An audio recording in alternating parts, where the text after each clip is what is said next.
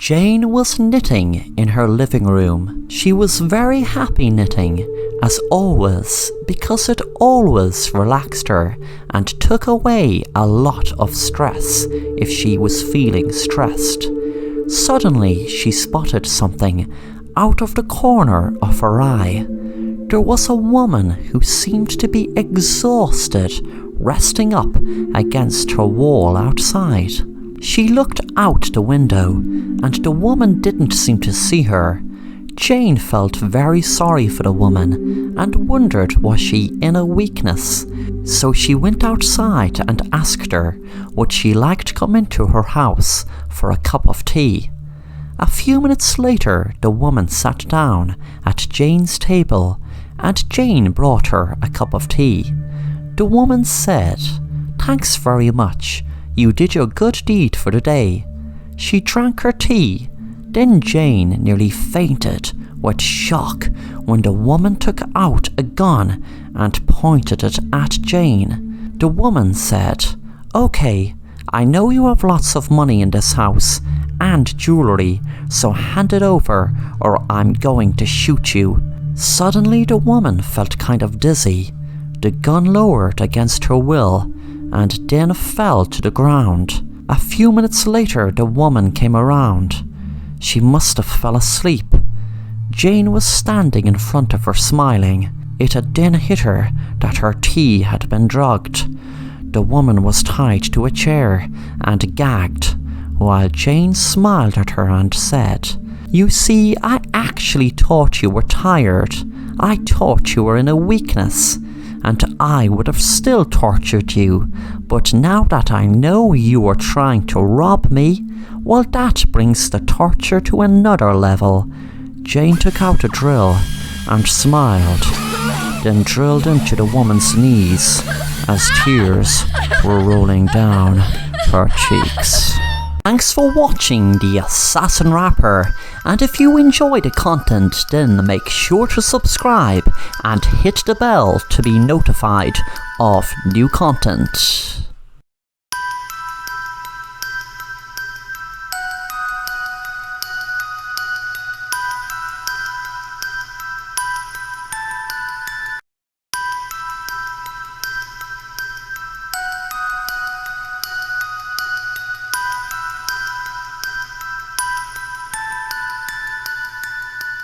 Tony was lying on the operating table after being in a near-fatal accident. The doctors were performing an emergency operation on him, and they knew that he was dying, but they kept trying to save him.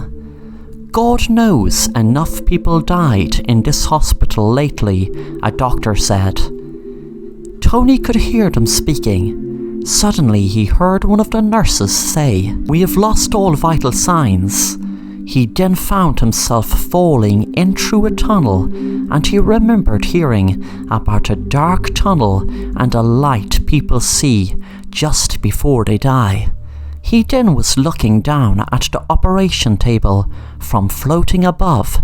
He wondered, was this an out-of-body experience? Was he dead? He must be, if there were no vital signs. Then suddenly he heard a nurse speaking to him. "Don't give up. It's not your time to go. Keep fighting. Keep fighting. Don't give up whatever you do. Keep fighting." The nurse had a strong Irish accent. She continued to speak. "Tony, you have so much more to do in this world. Don't give up. Come back. Don't leave. Your time to go is not now." Suddenly, Tony wasn't floating over the bed anymore, but he was back in his body and could hear a doctor say, "Wow, that was something else. He was almost gone for 10 whole minutes." A nurse said, "Vital signs are stable." Tony smiled, and a few minutes later, he was speaking to the nurse. But he realised it wasn't the nurse that saved him by asking him to not give up. The nurse said, "You gave us all a fright, Tony, but what just happened was nothing short of a miracle. You were dead for 10 whole minutes."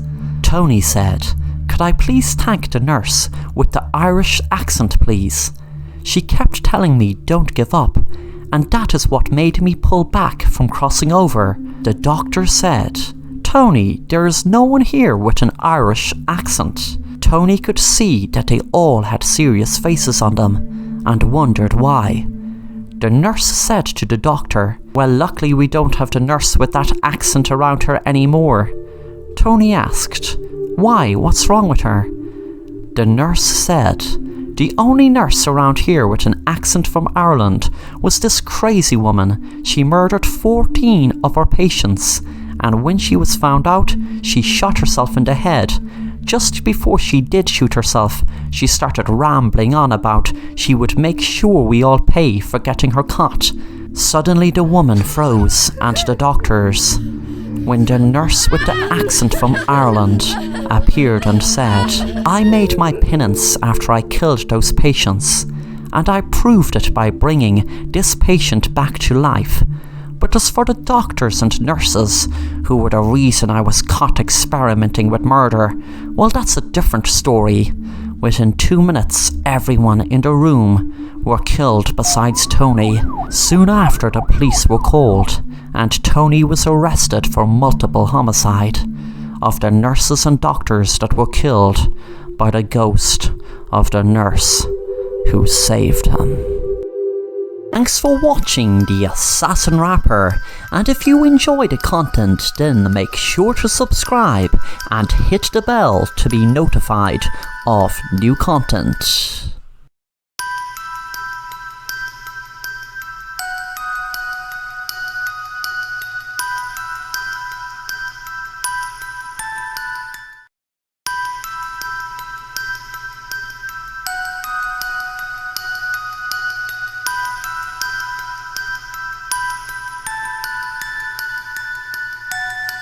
It was summer in New Orleans when a pastor found out about a mysterious voodoo cult.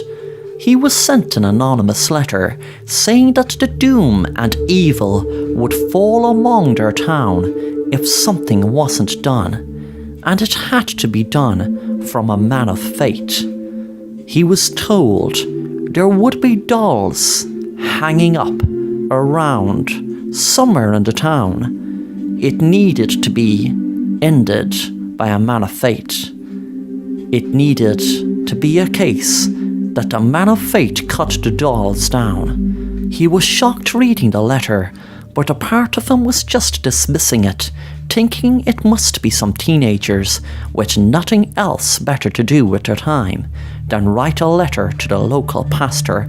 But all of his skepticism changed in the next few days, when he was going for a walk in the woods, and he had seen lots of dolls hanging off trees.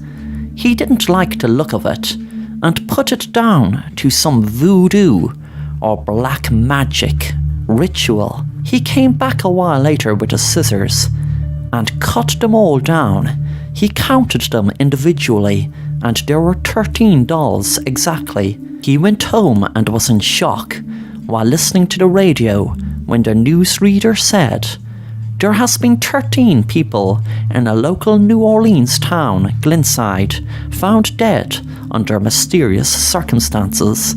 It is not known yet what is the cause of the deaths, but the local police are looking for any witnesses or dashcam footage of any of the scenes.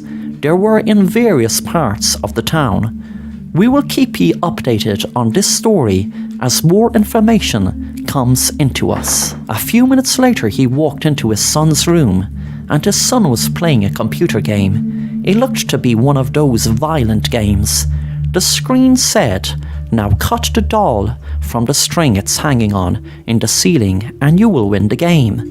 The son had just cut it before his dad walked in the room, and before his dad could get mad at him for playing another violent game, his dad dropped dead. The son screamed and ran over to his dad, not knowing that the so-called online game he was playing led to the death of his father. When the pastor cut the 13 dolls down, it had to be his own flesh and blood cut another doll down to the pastor be the 14th death. Thanks for watching The Assassin Rapper, and if you want to stay up to date on new content, then please subscribe and be sure to hit the bell to be notified on new content.